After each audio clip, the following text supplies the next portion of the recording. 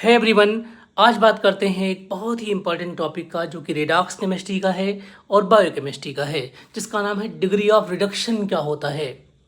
तो degree of reduction को define किया गया है कि किसी भी बैक्टीरिया या किसी भी मालिक्यूल के द्वारा जो टोटल इलेक्ट्रॉन्स अवेलेबल कराए जाते हैं, अगर उन टोटल इलेक्ट्रॉन्स को नंबर ऑफ कार्बन आइटम से डिवाइड कर दें तो जो वैल्यू जाती है उसे कहते हैं डिग्री ऑफ रिडक्शन या गामा कहते हैं। लेकिन इसमें सबसे इंपॉर्टेंट बात है कि आपको जो मालिक्यूल है उसमें जो एटम्स होते हैं उनका इलेक्ट्रॉनिक कंट्रीब्यूशन कितना लिया जाएगा। तो कार्बन का लेते हैं +4, हाइड्रोजन का लेते हैं +1, ऑक्सीजन का लेते हैं -2, नाइट्रोजन का लेते हैं -3 और सल्फर का लेते हैं +6 और फास्फोरस का लेते हैं +5। एग्जाम्पल ले लेते हैं ग्लूकोज का।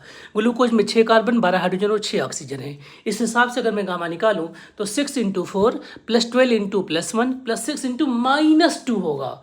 एंड डिवाइड बाई 6 क्यों होगा? क्योंकि नंबर ऑफ कार्बन इसमें है 6, तो टोटल आ जाएगा आंसर हमारा 4। तो ग्लूकोज का जो डिग्री ऑफ रिडक्शन है 4 हो गया।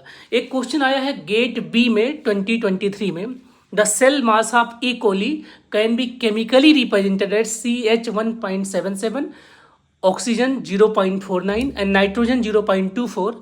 The degree of reduction for this biomass based on the available electron. 4 option दे दिए गए हैं।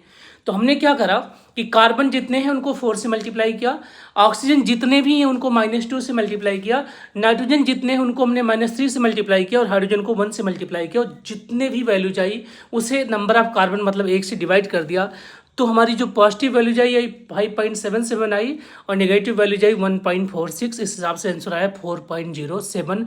आने वाले जो भी एग्जाम्स हैं उनमें सबसे इंपॉर्टेंट क्वेश्चन बन के आएगा केमिस्ट्री के स्टूडेंट के लिए कि what is the degree of reduction, क्योंकि रेडॉक्स से क्वेश्चंस बार बार आ चुके हैं, ऑक्सीडेशन स्टेट से आ चुके हैं। ये एक टॉपिक है जिसको अभी अनटच किया गया है, नहीं पूछा गया है।